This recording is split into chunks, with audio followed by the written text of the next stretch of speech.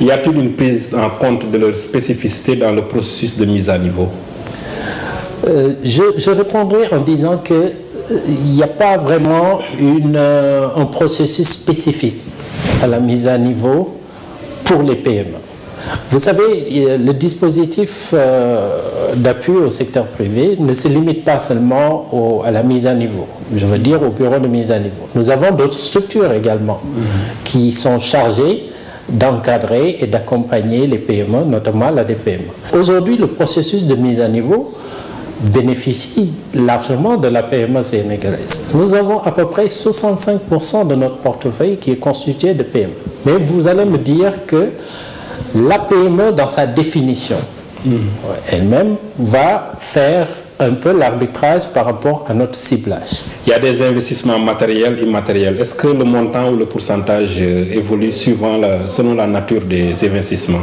Il y a une prime sur les investissements matériels qui est de l'ordre de 20% du montant des investissements approuvés, et une prime sur les investissements immatériels qui est de l'ordre de 70% des investissements immatériels approuvés. Globalement, les investissements matériels et immatériels cumulés sont plafonnés à 150 millions de francs CFA.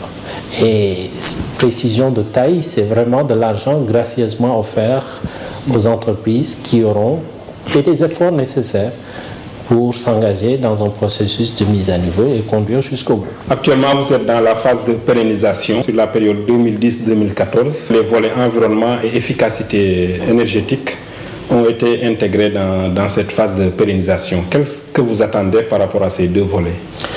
Oui, des thématiques qui sont très importantes, et j'en profite pour saluer d'ailleurs l'appui du bailleur de fonds, de l'assistance technique de l'ONUDI également dans le cadre de ce programme.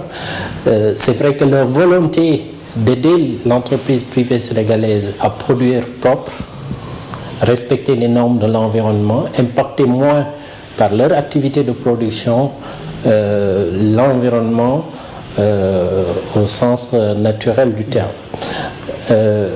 Vous savez, aujourd'hui, l'ONUDI a développé un certain savoir-faire sur des centres de production propres qui leur permet donc de divulguer le savoir sur le respect de l'environnement dans l'activité industrielle.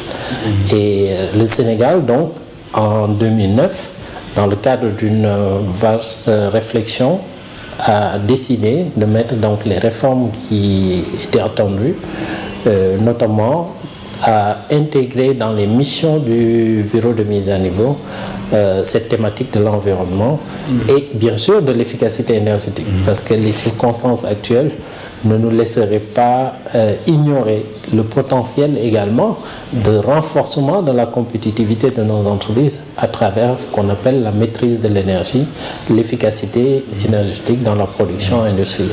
Dans cette phase de pérennisation, combien d'entreprises comptez-vous accompagner? Aujourd'hui, la réflexion que nous avons également dans le cadre de cette deuxième phase, c'est que nous avons ciblé 200 entreprises du tissu productif national pour les accompagner dans un processus de mise à niveau intégrant les volets environnement et efficacité énergétique. Mais nous pensons également aux autres problématiques que nous avons rencontrées dans le cadre de la capitalisation sur l'expérience de la phase pilote, c'est-à-dire d'identifier également les problématiques majeures de l'entreprise sénégalaise. Et la restructuration, telle que d'ailleurs le préconise déjà l'UEMOA dans le cadre de son programme régional, va être également une orientation stratégique pour le Sénégal pour permettre à notre tissu productif national, qui pour les 3/4 des cas que nous avons rencontrés, ont besoin quelque part d'une restructuration aussi bien financière que technique.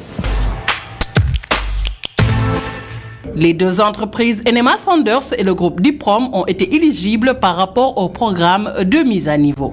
L'unité industrielle de la nouvelle minoterie africaine a été inaugurée en février 2001 à Dakar pour produire de la farine et des aliments pour bovins et volailles. Avec un personnel riche de 350 employés, dont 130 permanents, M. Ahmed Amar souhaite ainsi fournir de la valeur ajoutée et de l'emploi stable au Sénégal grâce à ce secteur industriel qui est également une formidable opportunité pour impulser une politique de promotion de la culture, du maïs et l'introduction du blé. C'est important de se mettre à niveau dans n'importe quel domaine.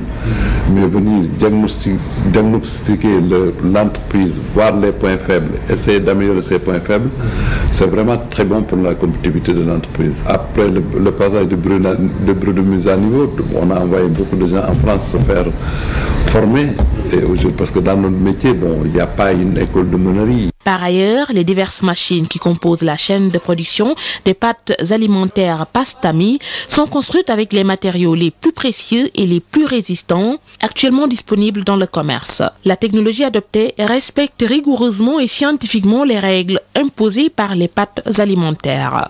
Aujourd'hui, pour être performant, il faut du matériel performant. Donc, on a acheté de nouvelles machines plus performantes, plus modernes. Et tout ça, c'était peut-être des points faibles qu'on devait changer. Et aujourd'hui, après le bureau de mise à niveau, tout a été fait. À la faveur d'un investissement global de 8 milliards de francs CFA, l'entreprise dirigée par Ahmed Amar affiche une forte croissance et compte bien renforcer sa présence sur le marché national. Actuellement, avec un chiffre d'affaires de 25 milliards de francs CFA, l'ANMA se taille 17% du marché de farine, 47% du marché d'aliments de bétail et 35% du marché d'aliments de volaille. Si vous prenez l'aliment de bétail, on était peut-être à 300 tonnes. Aujourd'hui, on est à quoi? Presque, on fait entre 360 et 400 tonnes par jour. Donc le moulin aussi, on est presque à 250 tonnes jour maintenant d'écrasement.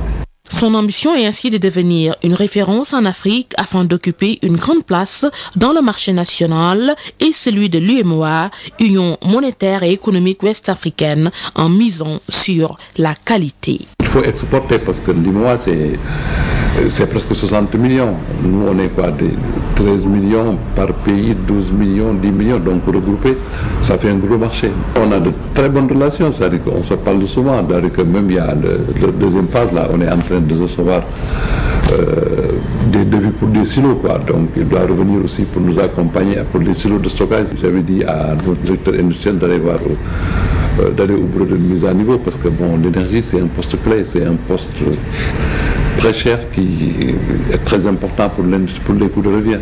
Depuis 1986, date de sa création à nos jours, le groupe Diprom n'a cessé de confirmer l'image d'une entreprise dynamique, innovatrice et qui s'investit dans des secteurs particulièrement pointus, requérant un savoir-faire peu ordinaire. Fort d'un certain nombre de départements stratégiques, l'unité industrielle de transformation de l'acier, Touba Gaz, Touba Oil, Sari, Citra, Senstock, Darou Khoudoss,